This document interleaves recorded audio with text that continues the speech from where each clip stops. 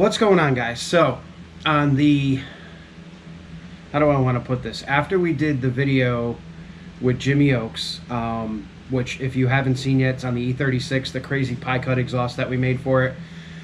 Go over to his channel, check it out, and then this will all make sense to you why I'm doing this particular video.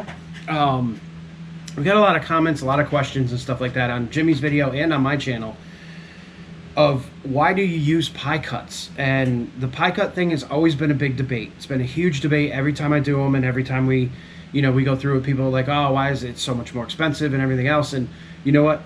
I want to kind of explain to you guys 100% exactly why I choose to use a ton of pie cuts. And yes, spoiler alert, a lot of it is because it just looks cool.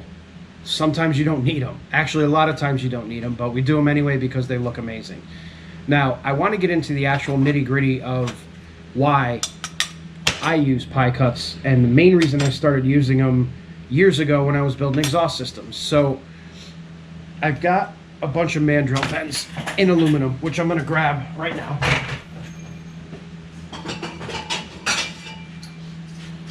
And we're going to go over why it is that we use pie cuts versus Mandrel Bends. So this is your typical 90-degree Mandrel bend. And in stainless steel, depending on who you buy it from, these range anywhere from 30 bucks to 50 bucks if you're getting good material. If you're buying eBay stuff or Amazon stuff, then obviously you can get it much cheaper, but you're not getting a quality stainless steel. Like, again, this is aluminum, so we're just going to use this for mock-up or prop because I don't have any stainless mandrels right now. But what you're running into now is you've got this 90-degree bend that's got 6-inch legs on it. So if you take the legs out, you have this mandrel bend right here, which is a 90-degree. Now, if we need to manipulate this 90-degree bend, we're going to have to start cutting it. So if we need 245s, we're going to have to cut it right down the middle. Now, with Mandrel bends, when you cut them right down the middle, if they were bent properly, then you won't have any deflection in the tubing. However, most of the manufacturers now, aside from Stainless Bros and a couple others, I think, when they Mandrel bend, this oval actually ovals out. So this bend actually ovals out to a point where the more you slice this bend, the harder and harder it is to get a good enough fit up to weld, because now you're having to straighten the tubing out because the tubing is not right. So if I were to cut this right down the middle right here and try to weld the end of this, like let's just say the end of this guy here to the end of this guy here, I'm actually, on stainless, I'm not going to get a good fit up because the tubing has ovaled out from the process. And actually this one you can kind of see it. So I am flush on the backside by my thumb, and you can see that there's a significant gap right there where the pipe doesn't quite fit right because it ovaled out in this bend. So that makes it difficult. Then on top of that, let's just say that I want this piece of tubing going this way, and I need this piece of tube to go down and wrap around, like let's just say for an exhaust system. So now I have to cut this bend, I have to put a piece of straight in, I have to take this piece that I just cut off and hope that the angle is correct, and then rotate it. Now, there's no real formulation for cutting these things unless you've got thousands of dollars worth of equipment to cut very precise angles out of this 90-degree. However, I'm still chopping this 90-degree up to try to get that smooth bend radius that I want. Now, what smooth bend radius is, so let's just say this pipe here is cut at 45 degrees. This pipe here is probably cut at about 35 degrees. And when you put these together, you see how you get that weird like lump down there? It's almost like the bends don't match, and we ended up halfway through the bend, and you can see again the fit up is absolutely horrendous. So you get this really weird looking setup. You get a pipe that's maybe a 40-degree bend, or maybe a little bit more, but you can't control it. So now if I go this way with it, now where I need to bring my exhaust down this way, I have, again, a strange hump on the bottom, and now I have a hump on the top where this bend actually comes up and then around. And aesthetically, it looks terrible. Flow-wise, probably doesn't really matter, but aesthetically, it looks absolutely terrible. So now, in that case, what we do is we take straight pipe, and then we take our pie cuts, and we take the other end of straight pipe, and we get a nice fitted bend in here that we can now rotate in any direction that we want. And I hope you guys can kind of see this on film, but you can literally take this pie cut and you can rotate it in any direction that you need to get the angle that you're looking for. Now, when you start adding multiple groups of pie cuts together, excuse me, like this, so for instance, this is almost a 45-degree angle. If I need a 45 this way and I need a 10-degree this way, all I have to do is rotate this a little bit. So now, if I were to take these pie cuts in this angle that I just made, put them up on here, now not only does my tubing bend to the left, but I can also get it to come backwards and up and still have that amazing fitment. So now you've got an angle that not only goes sideways, but it also turns upwards. So you can then get that very nice free-flowing exhaust that looks incredible versus having, you know, two 90-degree bends together where you get that really weird hump, and then if you go this way with it and you come up with it, you're still not getting that accessibility that you would with a pie cut.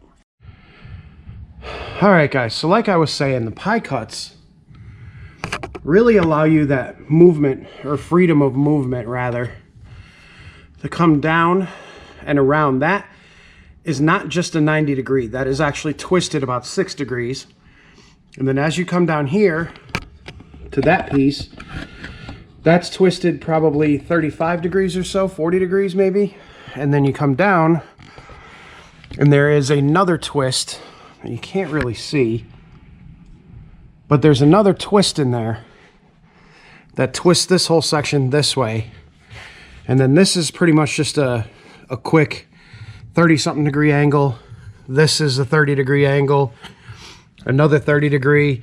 And then back here, not only is this one 30 degrees this way, but it also has a slight upturn, which is why I use pie cuts, because we can get those degree by degree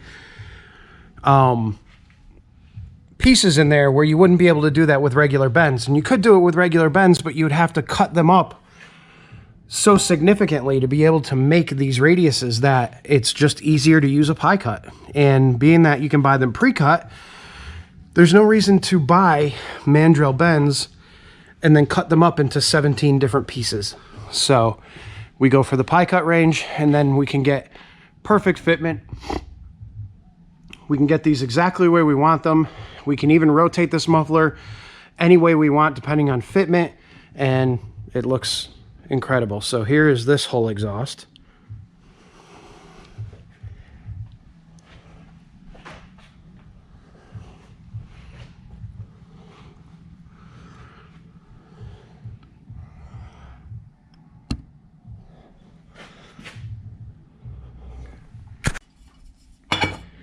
All right, so now the other reasons. People say, oh my God, wouldn't it just be so easier to take a mandrel bend, chop it up, use what you need, probably cheaper. And you know what? Yeah, it is a little bit cheaper when it comes to materials. Because where, you know, a 90-degree mandrel bend is, let's just put it at $40. Pie cuts are probably at $50 for laser cut, individually wrapped, ready to weld pie cuts. So now I can put together whatever angle I want in minutes versus having to come over to the bandsaw, cut the pipe, go over to the sander, clean the outside of the pipe, take the metal scraper, scrape the inside of the pipe, clean all that stuff out, get my angle, tack it together, and then continue on to cut yet another piece. All of that adds a significant amount of time. If I were to use Mandrel Bends and cut them up to do what we just did with Jimmy's E36, we would probably have been into that thing for about a week. Just cutting and making and fitting and, you know, grinding and all kinds of other stuff just to make that piping fit and get the angles that we wanted. And realistically, we would have ended up cutting pie cuts out of each one of these pieces of pipe. So it's just easier to utilize these pie cuts to make the angles that you want, to run around these corners, and not only that, but you can actually build a tighter radius 90-degree bend than you can with regular 90-degree bends. So these right here happen to be a loose radius. You can get a tight radius pipe, which means that this inner diameter right here is smaller, which means that this whole thing gets tighter and tighter. But as you tighten the radius on a mandrel bend, it distorts the metal even further. So the tighter the radius, the more it distorts the metal. And then, of course, on the mandrel bends, you can see what it does to the actual tubing itself. So each piece of tubing that's mandrel bent, you have some form of polishing that you're going to need to do to get the marks out from the mandrel bender, especially on aluminum. On stainless, it's not as bad, but on aluminum for sure. So now, we can do tighter radius, no distortion, and we're good. So at the end of this, I don't want to make this video too long because I could probably go on for hours and hours, and it just gets more confusing and more confusing to people. But let's do an overview of pie cuts versus mandrel bends. Mandrel bends, you have to cut them, you have to prep them, you have to fit them. Can't get infinite variable angles. You can, but again, cutting, prepping, everything else is going to take you way more time than you're ever going to need. 3, mandrel bends, there is a perk. If you're just going around a 90-degree corner, use a mandrel bend. If you're building a cheap exhaust that doesn't have to do any kind of weird movements, use mandrel bends. If you're not going for a high-end look and you literally just need to get from point A to point B, mandrel bends are the way to go. But if you have a situation like we did with Jimmy's E36, where you're going to benefit is doing pie cuts. These are not going to cut it. Mandrel bends are just not going to cut it when it comes to doing something like that. Pie cuts are where it's at. The beauty of pie cuts. Here are the benefits and some of the downfalls of pie cuts. The downfalls are they're more expensive. They require a lot more welding. And that's really about it. You know, you can get the benefit of the fact that each one of these pie cuts, if you look at it from this angle, this is 4.5 degrees, that's 4.5 degrees, this is a 9-degree pie cut. So basically what that means is 5 of these, 9 times 5, is 45 degrees. 10 of them is a 90 degree. So you know, degree-wise, what you're making. So if 5 of them is 45 degrees, then 4 of them is 45 minus 9 degrees, which ends up being, what, 36 degrees? So you can kind of plan your build. All right, I need a 36-degree angle here, I need a 45 here, I need this, and you can do that all with pie cuts. And not only that, but within your bend, if you rotate each one of these a couple of degrees, you can get a complete twist in the direction that you're looking to get. Most companies now, these happen to be Vibrant. These are Stainless Bros, which I probably don't have to show you guys the difference in quality between Vibrant and Stainless Bros because you've seen it a million times on my channel. But Stainless Bros comes pre-polished, pre-packaged, individually laser cut, and the quality is phenomenal. They have both tight radius and loose radius, which means that you can get a very wide centerline radius, or you can get a very tight centerline radius without sacrificing distortion on the pipe. Now, some of the other cons, I probably said this already, they are more expensive, they require a lot more welding. It's always good to back purge these things, and at times, when you get into basically the crotch of what this is here, they get a little difficult to weld. If you're unfamiliar with welding, this metal's very thin right here, very small. You'll overheat it and blow through it. So you got to be conscious of that. But with that being said, I just wanted to make a quick video and kind of explain to you the reasoning behind the whole pie cut epidemic. It's not necessarily a flex. It's not necessarily, to try to be cool or whatever it may be. But what it is it's just having the ease of being able to select every single angle of every single bend whether it be a 1 degree kick up, a 1 degree kick to the side, 3 degrees to the left, 4.5 degrees to the right. You can basically determine exactly where your exhaust is going to go. And that's one thing that I love about doing these pie cuts, is the fact that I can fit an exhaust to a car and have the clearances identical within millimeters of where everything needs to be, just by, you know, rotating something a 1/2 degree or rotating it a few degrees and making it fit. So that's why I use pie cuts. Now, these aren't something that you guys have to use all the time, and yeah, they are semi-labor intensive, but in the end, in the long run, the exhaust will come out better. It's going to look cool if you're into that kind of thing. A lot of people aren't into the pie cut deal, so I understand that, but it's going to look a lot better. And just overall, from my perspective, they're easier for me to build my own custom radiuses and bends and everything else with these than it is to try to chop up one of these and make it work. So I do use Mandrel Bends quite often. I use them in intercooler piping. I use them in, you know, exhaust systems where they're not needed, you know, where pie cuts aren't needed. And that's, you know, that's something that I do use a lot. But again, how many times are you guys going to watch me build an exhaust that doesn't have some kind of flair to it? So, you know, Mandrel Bends, maybe we'll get to do something with oval piping later, but yeah. All right, so this video is long enough. I'm going to quit talking because I have a bunch of stuff to work on. I've got a BMW with a hood latch that broke, so the hood's stuck shut. I got another one that's overheating. I have a Jeep with a frame. You guys will see in the next one. I'm going to do a full video on the frame repair of this next Jeep, and so you guys will get to see that. But wanted to take a minute and again just go over why we use so many pie cuts and what the benefits are of it. And yeah, so hopefully that'll give you a little bit more understanding of why we do this, because sometimes it can seem like it's, you know, just for YouTube fame or Instagram fame or whatever it may be, and you know, that is a side effect of doing these crazy pie cut jobs, but it's not the main reason.